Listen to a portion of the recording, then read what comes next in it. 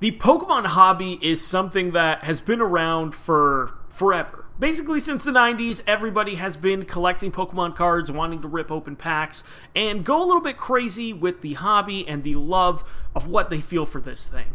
And since COVID, I would say, it's really grown out to this huge astronomical thing, with people reselling it, getting stimulus checks, getting money from the government, and needing something to spend it on to kind of get that release. And Pokemon cards has come back into the fold, and it's gone absolutely crazy. I mean, if you are a collector like myself, you know exactly what I'm talking about. And when I'm talking about myself, my name is Andrew Cards, and welcome to the channel. Obviously, we do a lot of card opening or pack opening cards here, specifically around Pokemon. You could check out all my videos on the channel there. But today, I wanted to focus on what has been the drive and what has been the issue regarding the hobby itself, and why it's become so toxic and kind of frowned upon by a lot of people who maybe were in the hobby, have now left the hobby, or somebody like me who left it and came back kind of at a terrible time, in all honesty. So let's dive into it. Who do we blame for this? Do we blame the Poketubers, the people who are putting out content like crazy of all the new sets, obviously with their connections and everything else? Are they the people ruining it? Well, let's dive in and talk about some of the most popular of them and why they might have an effect on everything that has been happening. Let's start off with the big guy himself, PokeRev. PokeRev, 2.9 plus million subscribers on this wonderful platform that is YouTube. But when you go look up his name, you look him up on really anywhere, YouTube, Reddit, everything else, you don't really see a lot of hate for the guy. And looking at his content, getting into it, as I've kind of tried diving into the whole Pokemon content creation, I get it. He doesn't really deserve that much hate. Now, there has, of course, been controversy around the guy, but let's talk about it. It's been mostly positive. A lot of people get what he's doing. You know, he has the power to kind of do really anything with the Pokemon card collecting in terms of money and everything else, and he does seem to really enjoy it. Now, the one thing that a lot of people don't like about him, and when we go into controversy, is the PokeRev packs. A lot of people see it as an outlet of gambling that is appealing to children and kids potentially losing value. Now, most times, obviously, these are kids needing their parents' cards, or collectors like me who are older, who may want to gamble and say, man, if I can get a vintage pack or a pack that's hard to come by right now, I will absolutely throw money at it and try to get it. And that kind of just seems to be the thing with the PokeRev packs. It's one of the only real negatives, and I feel like it might be people who haven't been able to get the pre-orders on them. You don't know. You don't really know. It's hard to really judge. Again, I could see why people might get mad. Oh, it's appealing to kids, or it's gambling to kids.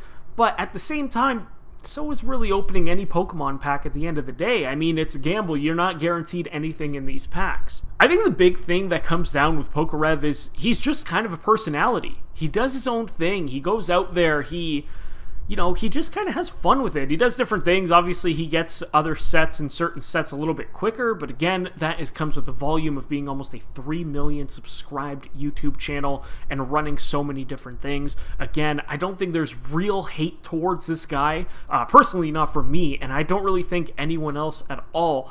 He appeals to just a lot of audiences. Obviously, younger kids are always going to be big with Pokemon, but you do get older people who do watch him because he's not really unbearable. He just does his thing. He could get loud. He could get a little bit rowdy sometimes, but I mean, who doesn't when they're on camera with a microphone in front of them? Now, the only real kind of controversies other than the PokeRev packs that I've really seen with him is the whole thing when he did a video talking about scalpers. He went up there, he spoke about scalpers ruining the hobby. Even in the comment section of that video said influencers have to be careful. He liked to comment saying that, influencers have to watch what they say, what they comment, and certain things that they do because they obviously do have an effect on what happens with what people are doing in such a niche topic like trading cards and Pokemon. So I did like that. I like that he kind of stood up for it. But then he did get a little bit of flack because right after this was with the Prismatic Evolutions release, he got some hate and some heat straight away because he had a video a few days later, I think it was like 2 days later,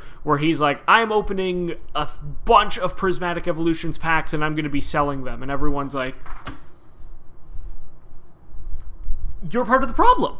But to be fair, he sold them for $3.99 USD each. So $4 American each, which, I mean, people are like reselling these packs, at least in Canadian, for almost like $20 a pack. So good on him. In a sense, I mean, he just kind of went out there and was selling them for a valuable cost. Not like these whatnot streamers who are selling them for $50 a pack. We'll get to that, don't you worry. But all in all, when I look at him, I don't really see like anything negative about PokeRev. He's just a guy who comes on YouTube, does his content, opens up cards, does some challenges, and really does his thing. I don't really think he's the type of guy who's affecting how people go about doing Pokemon collecting and everything else. He's actually even liked, I think, a comment it was I saw on Reddit or on YouTube, where he's kind of gone against the investing side. He's like, you know, I'm cool if you want a sealed product, but have one, maybe two. You don't need 10 of one product sealed. He's been kind of against that as well, at least publicly. I mean, behind closed doors, who's to say he doesn't have 12,000 Evolving Skies boxes at the back room? But still, nonetheless, I don't think there's really any heat or any flack that you could put on PokeRev and say, this comes down to you. So, cross him off the list. I don't really think he's part of the problem here. Real Breaking Nate! Whew! I've watched this guy. He's one of the first Pokemon YouTubers I remember ever seeing, like, probably during COVID.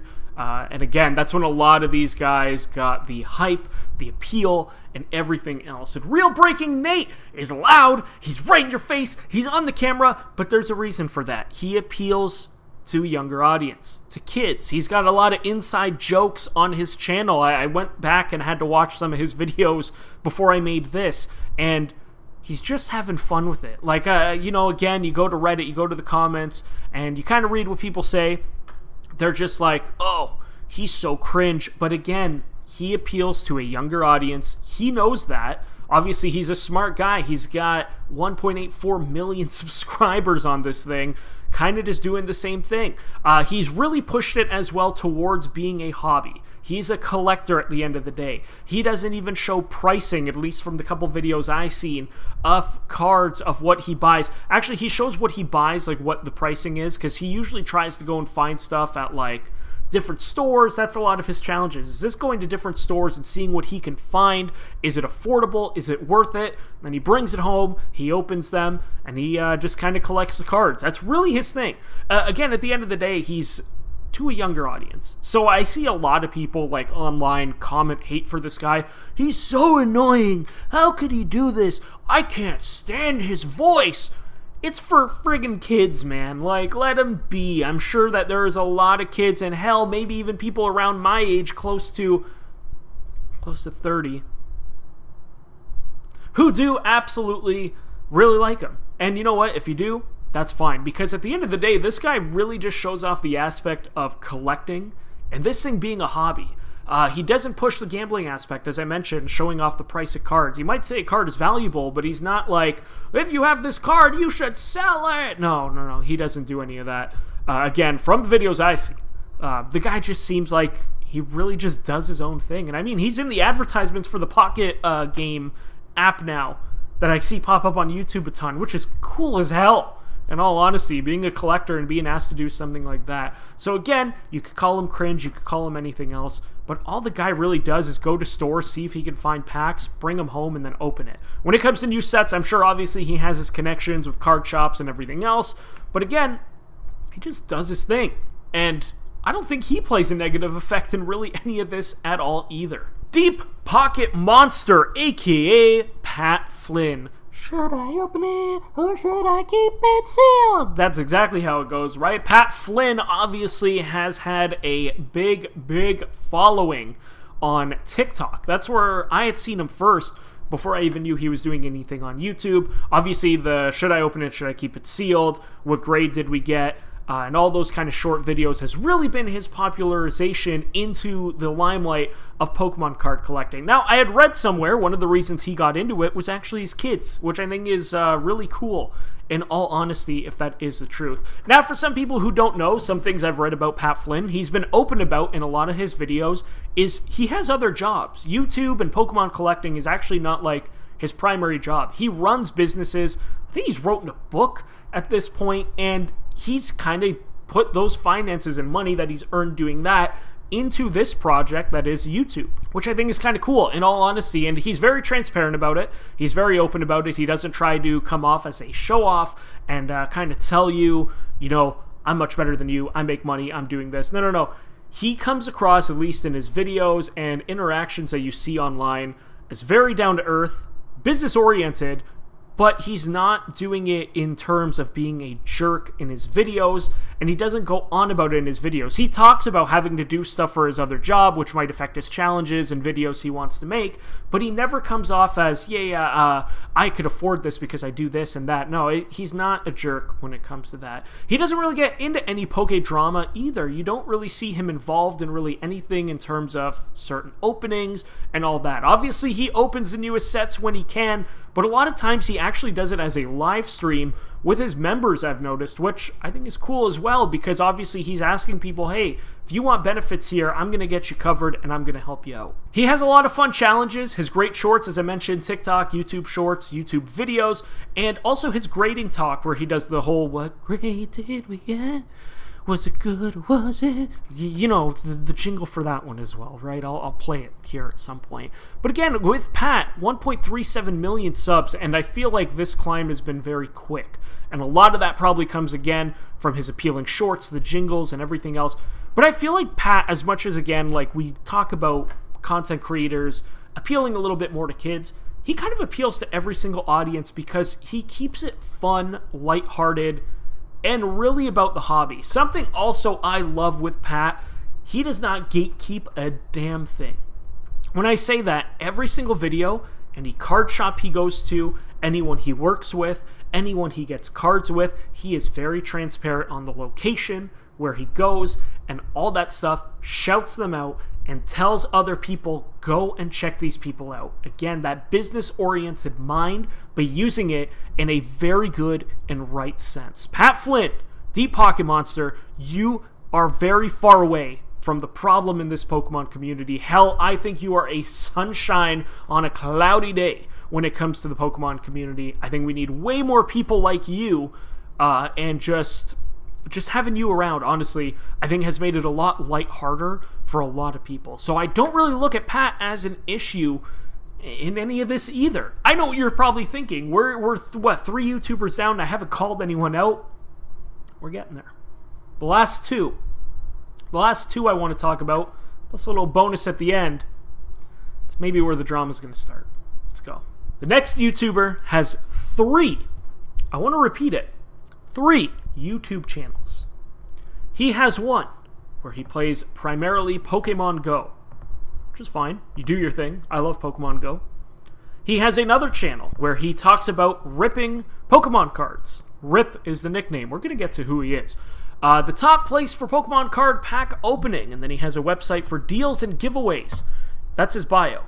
And then he has a third channel, as I mentioned. This channel only has about 33.5k subs only. It's obviously way more than anywhere I'm close to.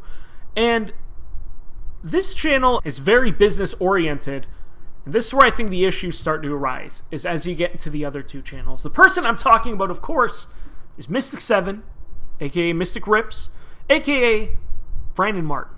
Now, on the Mystic7 channel, he has a huge following.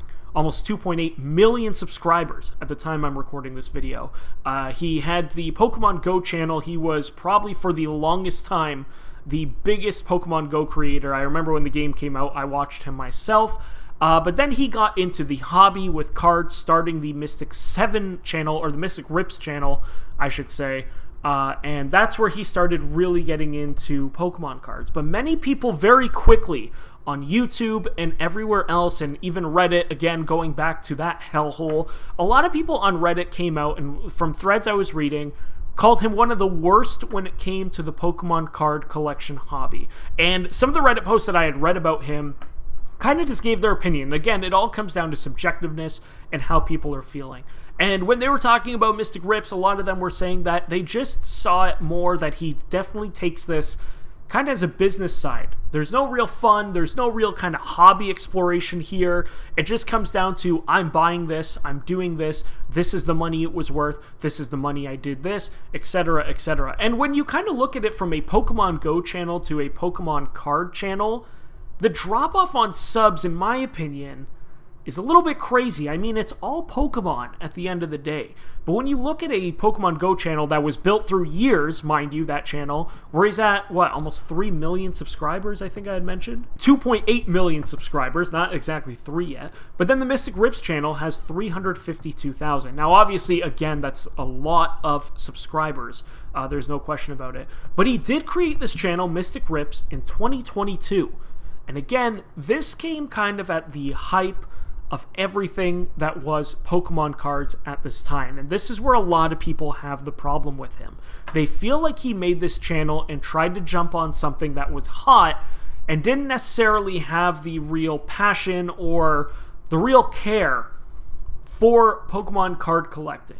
And I kind of get that. I kind of see where people are coming from. This channel's only 3 years old, and even when you go look at a lot of the videos, it's like, I opened a $500 real value thing, and a lot of them got kind of the money aspect of it, talking about the new sets. I opened 500 packs at Terrestrial Festival, so you don't have to, but you should, an exclamation mark. It's like, okay. I tested grocery store mystery boxes. That's fine. I like videos like that. Hell, I make videos like that too. But again, a lot of people kind of point at this and say, this really feels like a guy who kind of just jumped on the hobby when it was hot and just kind of went a little bit crazy to kind of get those views and those polls. Again, 350,000 subscribers is a big deal, but again, this is where we kind of get a little bit ugly and where I kind of found my issues with Brandon Martyn. Before I get into Brandon Martyn's new channel, his third channel around Pokemon, and again, I think it kind of follows very much along onto the whole following on the bandwagon thing. I had a little bit of an interaction with Mystic back in 2022, funny enough, right before he started the Mystic Rips channel. Over on YouTube, we're going to get a little bit political for a second, but over on Twitter, he was spouting out some dumb BS regarding the COVID, and in Canada, we had the truckers protesting. He tried to cover his ass after a lot of people were calling him out and saying the supporting of freedom in Canada, and I had just kind of sent a tweet with him saying, you covered your ass, but I'm saying, you know, people are wrong in this situation, but it's just not right. And he kind of just went on this whole little thing where he was saying about false narratives. People are making fun of me and saying that they're creating false narratives in their heads and I should believe them. It was just dumb. And this day really rubbed me the wrong way of this guy. And the more I went back and watched his Pokemon Go content and seen how he interacted with the audience in the comment section, interacted with people, and then the Mystic Rips channel came up, it really dawned on me that this guy will kind of hop on anything that is business oriented and try to sell himself out to kind of come out stronger. Because then around this time on Twitter, I still remember he was going on a bunch of things about Elon Musk being right. Elon Musk is great. And I knew right there, like, that's it. This guy's kind of wrapped up for me, in all honesty. And you could see it, because not long after this, Mystic Rips start. And he starts his whole YouTube channel getting into the Pokemon card collection because Pokemon Go was slowly dying at the time. But then his third channel, Brandon Martyn, shows up. Brandon Martyn, using his real name, is just a pure business guy channel. He talks about how he started Mystic Rips, the store, and it was him and his brother's dream, which, I mean, if it really was, that's fine. That's cool, dude. But on this channel, it just comes off as straight flexing. And when I say straight flexing in terms of these videos, again, I get it, it's a business side, but when you look at somebody like Pat Flynn, who we just talked about, aka the Pocket Monster, it's really hard to kind of compare these two, because again, Pat is a very interesting figure. He's done very well in business, hence why he's able to do what he's doing here. But then when you look at Brandon, it just comes off as very flexy, I'm better than you, hey, you can make money if you help me kind of thing. Go watch some of these videos and tell me it doesn't give you a headache. I'm going to go over some of them here. He had one, do not buy Prismatic Evolutions, 3 weeks ago from the time of me recording this. And I watched the video and he was straight up telling people don't buy it. Don't buy it from scalpers. If you could get it at MSRP, which is almost impossible, don't do it. But then later in the video goes, hey, by the way, I'm going to be selling them on Whatnot for $5 a pack. It felt very, give me your money. Let me help you help me. Which is fine, but you know who you're appealing to. You're appealing to younger people. They're vulnerable. They know what they're doing, and I know in business you have to be a little bit higher up. You got to think without feeling, but it just came off really weird. Looking at other ones, laziest ways to make money selling Pokemon cards. He talks a lot about his PSA grading. Go find cards, buy them raw. If they look good, sell them and do this. How to sell Pokemon cards for beginners. And he has all these videos. But then it's funny because he said don't buy Prismatic Evolutions. But then he has a video, how to find it below market.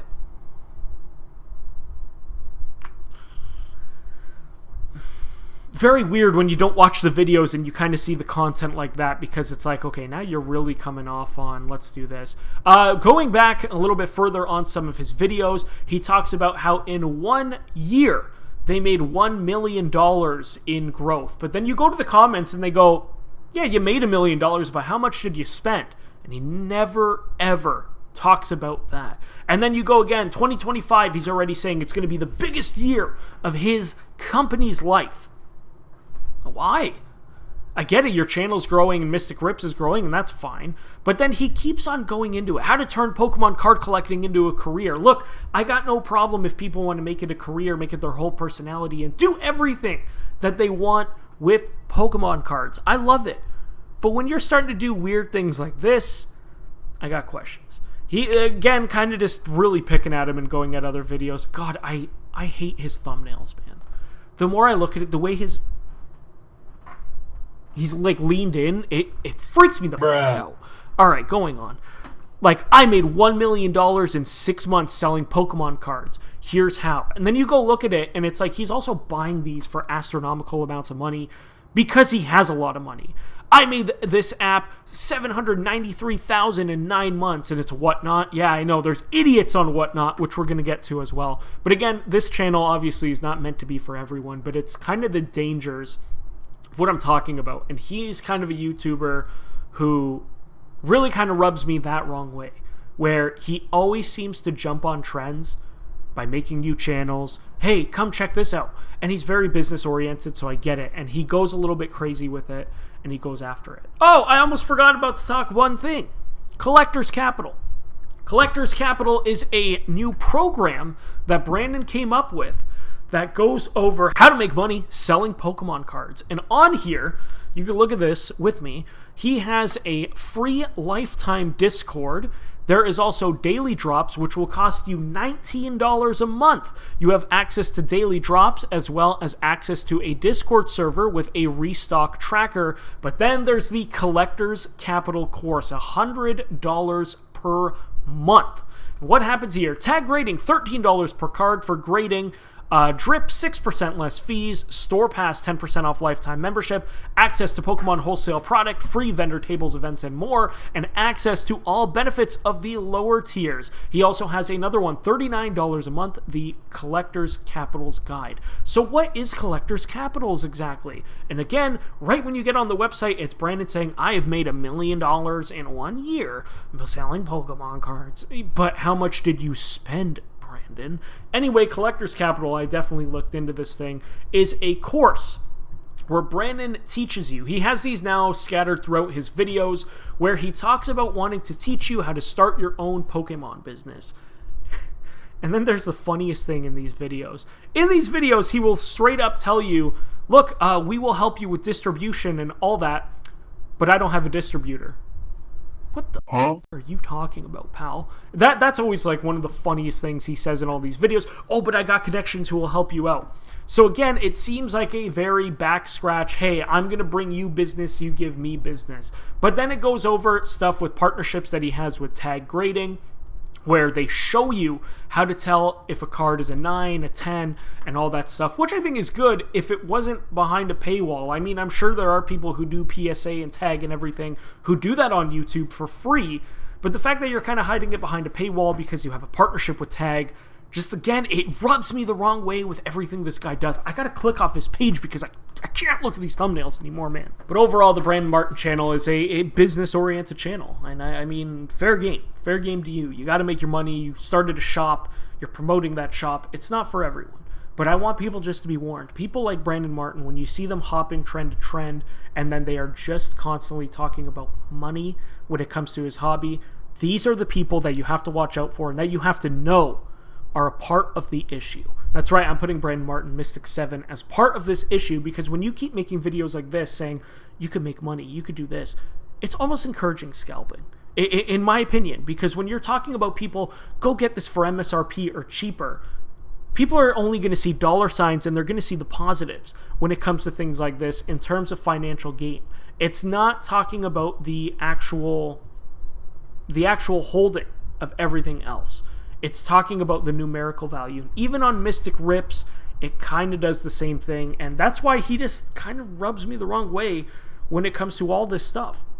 And again, I could be very much wrong, but I see a lot of people too, like on Reddit again, and even in the YouTube comments, who are not the biggest fans of Brandon anymore after a lot of these things kind of did come out in these channels, because again, it just felt like he's homie hopping. He's always hopping on different trends. But that's enough of roasting Brandon.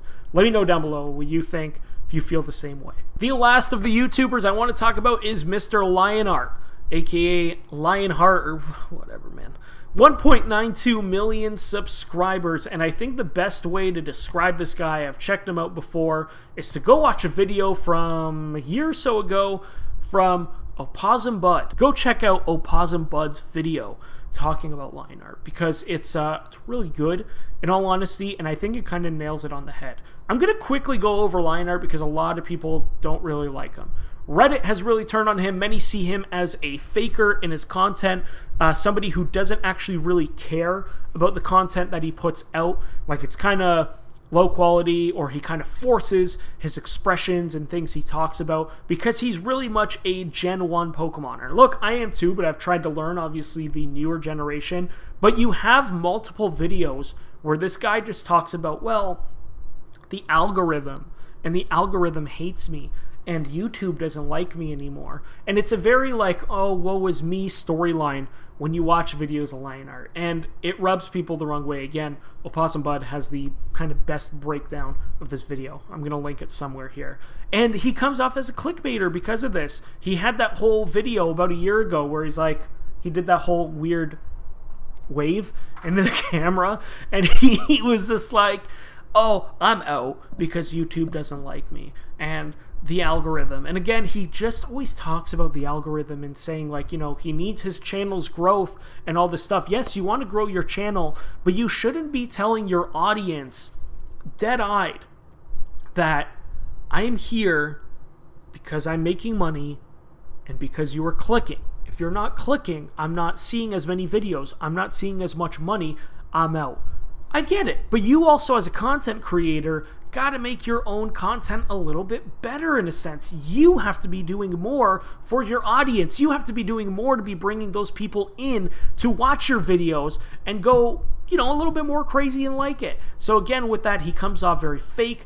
A lot of people aren't very happy with him. He's had issues as well with his partnership with Rare Candy. The Prismatic Evolutions drop was a giant failure, as bots apparently got everything after he was promoting it, and then I don't think anyone got anything. I don't know, by the time I edit this video, it could be completely changed, but again, very much turned on. A lot of people don't like this guy anymore.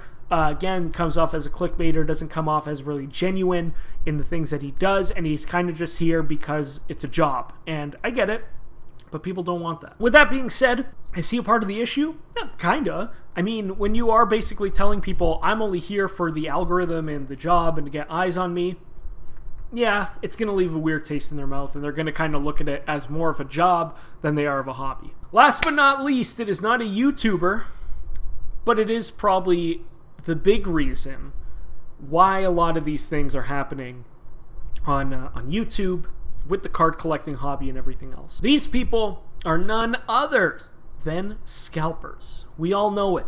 if you're watching this video, you know something about Pokemon cards and collecting, and you know that scalpers are the biggest reason a lot of these issues are going on, these fights are happening. Speaking of fights, I mean, there's videos of people fighting at Costco when the Blooming Waters got released, the skyrocketing prices on certain sets, just being absolutely bonkers, as well as resellers and everything else. And this has led to even shops, your normal Walmarts and everything else, almost charging even more for certain sets because they know people are going to buy them. And hey, I mean, I'm one of those people. And then you even got Whatnot, the new big app where people can bid on things. There was a guy who had the Prismatic Evolution set a little bit early, and he was selling them by the pack. He had a ton of Prismatic Evolutions boxes. First of all, you, sir, are part of the problem. You should be in jail. I don't know if I'd go that far, but yeah, put him in jail. Anyway, he had a ton of Prismatic Evolutions packs. If you haven't heard about this, he was selling them per pack. So you would go on auction. How Whatnot works is basically the guy holds it in front of the camera. It's usually on a phone in like a TikTok format, and he's holding the pack in front, and he's auctioning it off. He starts the auction on the app, and people bid. Whoever wins, he opens the pack for them, they get that pack. And somebody was bidding up to $50, I believe, American, for one pack. People were going nuts. And this Whatnot guy, who probably paid like $100 for the box that came with like 9 packs, is just living in wealth because he is selling one pack for almost half the price that he did for the box because people were so desperate and still are desperate for anything Prismatic Evolutions. I mean, in the last video, I even talked about it. I was at Toys R Us and people had to be told to stop arguing by the staff because I thought they were going to come to blows. And again, it was a stupid situation. I'll repeat the story very quickly, where we were in line at Toys R Us for the release of the Blooming Waters and the Prismatic Evolutions tins and the surprise box. And the guy at the front of the line, or close to the front of the line, he was there fairly early. People started piling in. And when I got there was maybe 20 people at max in front of me. And I thought to myself, all right, you know, this is fine. Like, I should still be able to get a product. The issue was, as the morning went on before it opened, about another 5 to 10 people got in front of the line because the guy who was there let them. We found out that they were all family members or friends along that line. He started getting called out by other people in the line, and he basically just said, "You don't know who I am." The entitlement on some of these people is fucking insane. And it drives me absolutely nuts. When you look at stuff like that and people saying comments like that, it's bad. When we got into the store and the guy got his product, the guy who called him out in line, who was standing right by me, basically just called him out and said, "I hope you're happy and I hope your packs are absolutely garbage." And the guy just kept saying, "You don't know who I am, you don't know who I am." But then it was my favorite, was right at the end when there was 5 minutes left, he went, "I'm doing this for my kids." And everyone in the line laughed at the guy because they went, "No, we know what you are." He was already taking pictures of it and stuff. I wouldn't be surprised if he sold half of that stuff as well. The people who were there with him also seemed like they didn't have a damn clue what was going on. They were just there as bodies to grab more stuff with him, and it was bad. Like the fact that you had Toys R Us employees being like, "This is a toy store, please don't fight anymore." That looked bad. I hated it, in all honesty. I had fun with the people I was around, but seeing stuff like that is always terrible. But the last people I want to talk about when we talk about scalpers is the sealed collectors. I'm totally cool if you want to keep like one ETB sealed, have it on display, maybe one day open it, maybe resell it. That's cool. But I've seen people on Facebook groups that I'm in and everything else that have sealed collections of, I'm kidding you not, like 5 to 6 ETBs, 5 to 7 booster boxes. And I'm kind of like, I get it. You want to make your money. You want to resell. That's fine. I have no problem with it. But when you're just holding it like that, or you keep accumulating and buying more and more just to have them to say, "It's mine. It's mine." That's where I got issues. And I don't like it. And if you're a sealed collector yourself, it's fine, like I said, if you got just a little bit of one product. I personally do not own a damn sealed thing when it comes to Pokemon because I like opening them. I like the chase of getting cards. I love looking at the cards, having those for myself as well. And then sooner or later, I'm going to be sending a lot of them to get graded. And I want them to be on display. I want to have them that way. But again, I know if you're doing this as a business, that is fine. you're totally allowed to do that as well. But there's just different ways to reach an audience and not affect people, especially younger audiences out there who want to be part of the hobby or not scaring people away from the hobby. We should be having people entering this hobby, wanting to be a part of it, feeling like they did when they were younger and still enjoying it and having fun, not having people fight about it or flex their money or flex that they are a successful business and how much they're spending. Let's not do that. Let's not do that. Let's kind of go after these people. Not go after. Let's bring back shame. Let's just put it that way. You see a scalper, you see a reseller. Look, if you want to buy it off them for a fair price, it's fine. But to the people who are like way overcharging, comment on their post, send them a message, call them a loser. I'm being serious. I've done it a few times. It's exhilarating because they get angry and it wastes their time. And it's pretty hilarious, in all honesty. As for the YouTubers I mentioned in this video, I mean, I think it's safe to say a lot of Pokemon YouTubers who are really big right now, actively uploading, are fairly safe, except for like 2 people, as I mentioned, Mystic and Leonhart. I'm just not personally a fan. I think the way they go around things is not in the hobby's best sense, and I think it is a little bit questionable when you are doing that, and I'm just not a fan. And I'm really curious to know what you guys think, though, about all these YouTubers we mentioned, scalpers. Even if you scalp yourself, look, this is an anonymous spot.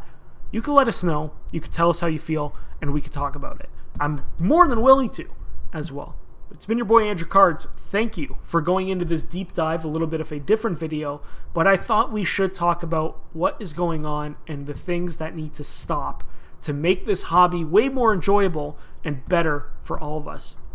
Peace, much love. Take care. See you later.